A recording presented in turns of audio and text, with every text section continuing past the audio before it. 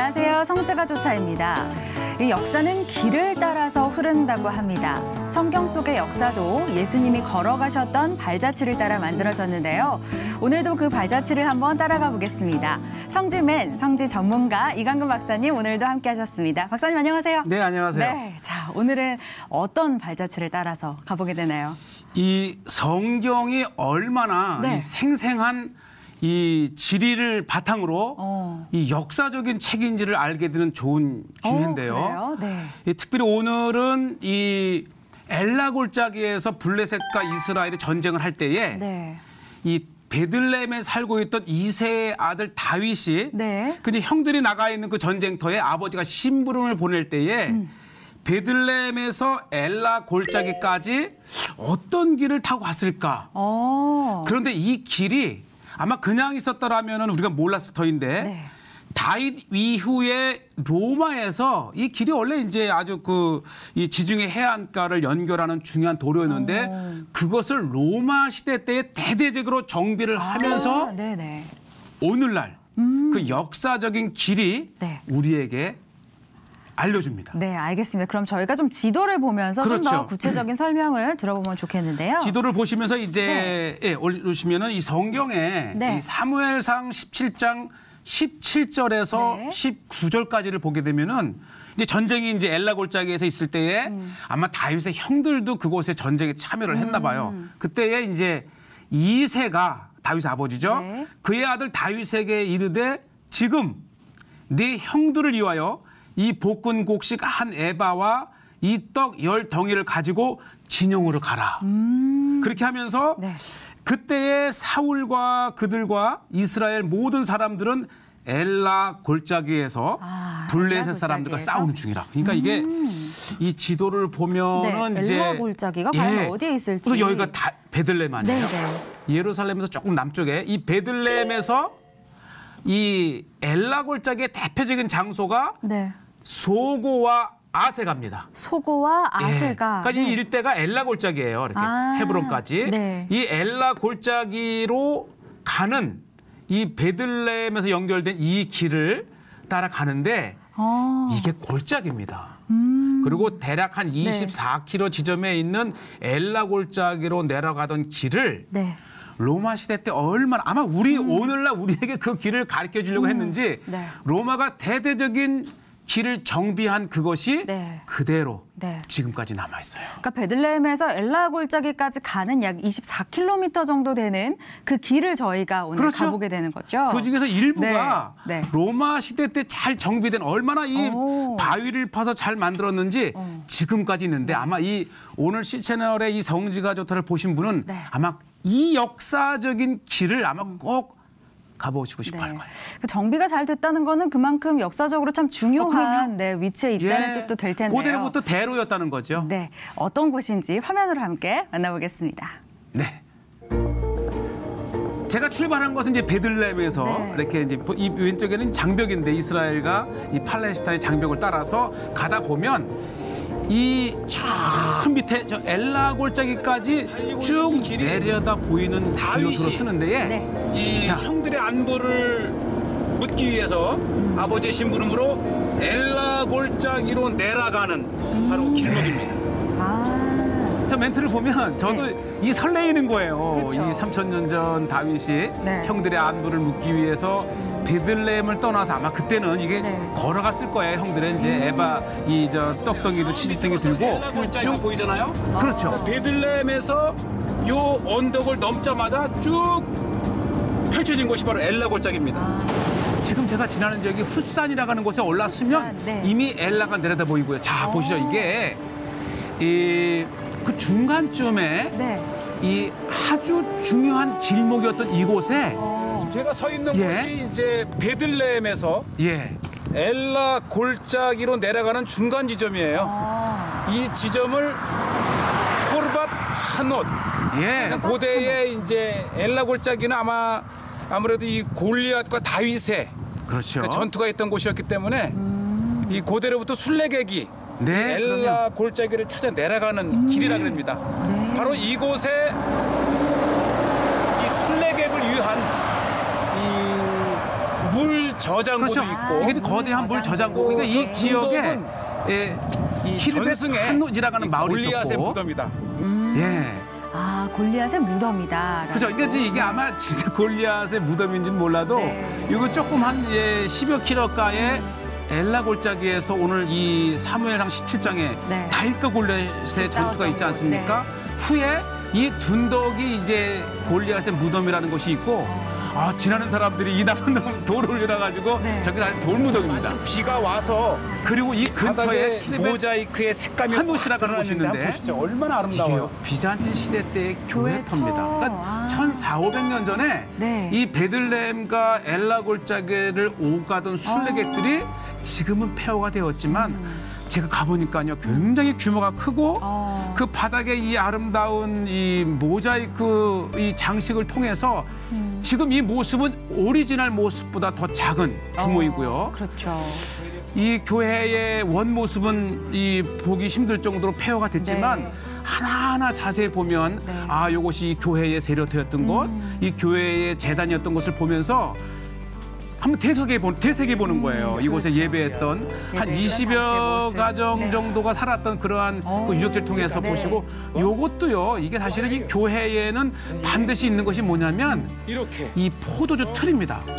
이게 뭐냐면 고대에는 이 매 예배 때마다 성찬식을 하기 때문에 교회에는 반드시 이 포도주가 필요했기 때문에 이게 이제 포도주 틀이에요. 이 안에 포도주를 넣고 짓이기면서 그 즙이 짜 들어가는 시설들을 발견을 해서 이제 고고하고로 재정비를 하고 있는데 제가 이제 이곳에 일하고 있는 분들에게 물어봤어요. 그랬더니 이분이 일을 하면서 말씀을 해주는데 이야 이게 이제 베들레헴에서 엘라 중간에 있는 그런 키르벳 한노시라는 곳인데 키르벳 한노시 אולי 20 בית. 30. כנסייה, להתפלל, ויש בתים. אנשים גרים בו. 그러니까 이곳이 한 20가정 살았고 적시 큰 교회다. 그리고 이곳에서 살면서 교회 예배를 하고 조금만 더 내려가면요. 여기 고대의 특이한 예. 물 저장고가 하나 있는데요.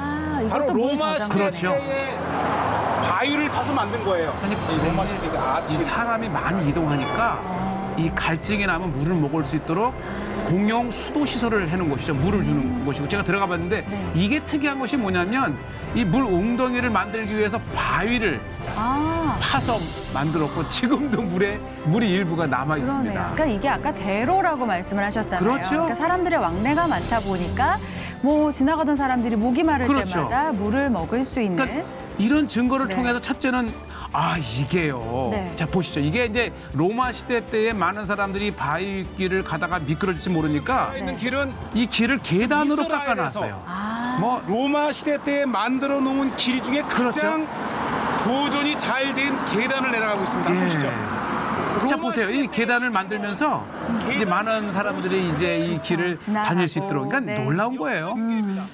이 길은 2000년 전 로마가 만들었지만 이미 그 1000년 전, 3000년 전에 다윗은 그러니까 이 길을 따라서 엘라로 갔던 거죠. 로마가 이 길을 만들기 이미 1000년 전에 다윗은 형들의 안부를 묻기 위해서 이제 이 길을 갔다 왔고 그곳에서 그 유명한 골리앗을 때려잡는 아주 골리앗과의 전투가 있었던 정말 하나님의 은혜의 전쟁이 이루어지고 지금 이 길이 계속해서 제가 내려가는 길이 로마 시대 때 길이에요. 이게 지금 로마 시대 때 그 길을 지금 걸어가시는 거잖아요. 그러니까 제가 만약에 이 시차넬에서 혹시 또 다른 우리 스케줄 그 프로그램 한다면 이 로마 시대 때 이 길을 걸으면서 다윗을 회상하고 역사적인 그러한 길가에 회상을 좀 하고 싶은데요. 많은 상수리 나무예요. 상수리 나무 알론이라고 그러죠. 아마 이 상수리 열매를 보시면 우리 이 방청객 권사님들도 아마 생각이 나실 텐데 이게 뭐예요? 도토리잖아요. 정말 그런데 이스라엘은 도토리를 안 먹어요. 우리는 저거를 주워다가 이 묵도 써먹고. 근데 이제 우리 한국에서 오신 한 권사님이 해봤는데 조금 쓴맛이 있대요. 아마 그래서 이래서 아마 묵을 안 해드시나 이렇게 하시고. 이게 가을을 알리는 꽃이에요. 엘라 골짜기에 이렇게 가을을 알리는 제가 이제 지난달에 이것을 촬영할 때 이게 라켓펫이라고 하는 이스라엘의 국화입니다. 라켓펫. 네, 그리고 이 꽃의 또 하나 이름이 이 가을을 알리는 꽃. 그러니까 이스라엘에서 가을이 오면 제일 먼저 피는 꽃이 라켓펫, 그다음에 이제 나르키스라고 하는. 그래서 우리가 이 성지에서 꽃을 많이 보는데 메마르고 거친 땅이지만 이 습기와 비만 촉촉히 오면 제일 먼저 그래서 이 봄철에 우리가 이제 시체를 이 성지순례 에서 매번 하겠지만 혹시 봄철이 있다면은 정말 꽃을 구경하러 가는 정도로 이렇게 꽃이 많아요. 마일스톤 같아 보시죠. 여러 개가 있을 것 같고요. 돼 있어서 이 길이 이제 엘라로 아마 제대로 가고 있다가 하는 엘라 골짜기가 정말 부정할 수 없는 증거가 이 로마 시대 때의 이 기둥이 이정표예요. 이 길은 베들레헴에서 엘라를 거쳐 가사 또는 엘라를 거쳐 아스글로로 가는 길목이라고 하는 그 이 이정표의 글이 쓰여 있던 지금 무너져 있지만 역사의 고리입니다. 그렇죠. 귀한 증거물들이에요. 그러니까 이런 거를 통해서 2000년 전에 로마에 이러한 잘 정비됐던 그 유적을 보면서 다윗이 지났던 것과 오늘날 우리가 그 길을 연결해주는 브릿지 역할을 합니다. 그러니까 다윗이 그 시대에 걸었던 길과 오늘날 우리가 또 그 길을 자 보시죠.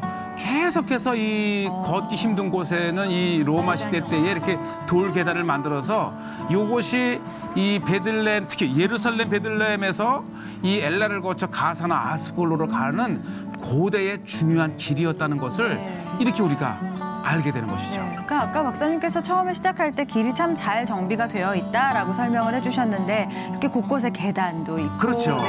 위험할 곳 같은 경우에는 계단을 통해서 안전하게 내려서 말과 걷는 게 보통이니까 저 정도만 해도 대로죠.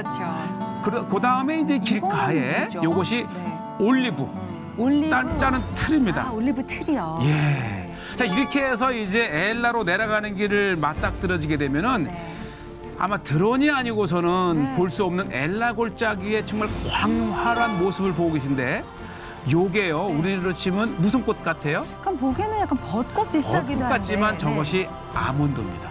아몬드. 예레미야에는 이 살구나무로 표현이 되어 있지만은 오늘날 예나 지금이나 이스라엘에서 가장 많이 재배되는 열매 중에 하나가 아몬드예요. 아, 그래요? 아니, 이게 언뜻 보기에는 진짜 벚꽃나무랑 비슷하게 생겼네요. 근데 여기 지금 아몬드 재배가 그러면 활발하게 이루어지고 있다는 자, 보세요. 이게 엘라 골짜기예요. 이 엘라 골짜기가 오늘날에는 광활한 이 아몬드 재배지다. 이것을 오늘 이 시처를 통해서 광고를 하고요.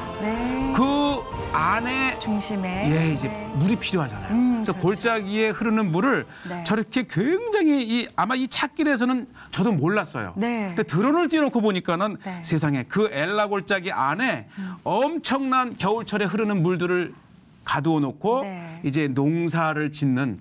그래서 이 엘라 골짜기의 이런 아름다운 벚꽃 모습도 보셨지만 오늘의 포인트는 베들레헴에 살던 다윗이 이 엘라 골짜기에서 정말 이 이스라엘과 블레셋 그 골리앗이 하나님의 이름까지 망령되 이끌면서 저주했던 그 골리앗을 장렬하게 승리를 했던 그 엘라로 가던 그 길을 정말 역사적인 거예요. 그러네요. 성경은 살아있고 성경에 기록된 모든 내용들은 오늘날에 다 이렇게 확인해보고 걸어볼 수 있는 아주 중요한 장소 하나를 이렇게 소개를 했습니다. 사실은 다윗과 골리앗을 이야기하면 우리가 어릴 때부터 많이 접하는 성경 말씀 중에 하나잖아요. 유치원이나 주일학교 때 아마 가장 많이 듣던 설교 중 본문 중에 하나죠. 아마 우리 아이들도 이 장면을 보면 아 여기가 여기야 하면서 굉장히 반가워하지 않을까 하는 생각이 들었는데요. 또 그리고 저희가 처음 보는 아몬드 나무 맛이 정말 좋을 것 같다는 생각이 드는데요. 박사님 한번 드셔보셨나요 혹시? 아몬드는 필수예요. 아몬드는 특히 필수예요. 이제 나이가 조금 이렇게 넘어갈 때쯤 되면 이 고기보다도 호두 또 아몬드 얼마나 이 몸에 좋다 그래서 아주 특히 이스라엘 사람들은 이 씨를 많이 먹습니다. 그래서 차를 마실 때도 이 해바라기 씨라든지 이런 것들 수시로 이렇게 이 배부르지 않고 이 심심을 풀 수 있는 그러한 제1의 간식이 씨앗입니다. 아몬드 나무까지 저는 난생 처음 보는 거라 너무 또 신기했는데요. 아몬드 나무까지 오늘 잘 봤습니다. 오늘 여기서 마무리할까요? 네, 좋습니다. 성지가 좋다는 여러분과 함께 만들어가는 프로그램입니다. 아래에 퀴즈가 나가고 있으니까요. 정답을 아시는 분은 정답을 남겨주시면 저희가 추첨을 통해서 성지에서 직접 가져온 그런 선물을 보내드리도록 하겠습니다. 오늘 저희는 여기서 이만 인사드리겠습니다. 함께해 주신 여러분 고맙습니다. 감사합니다.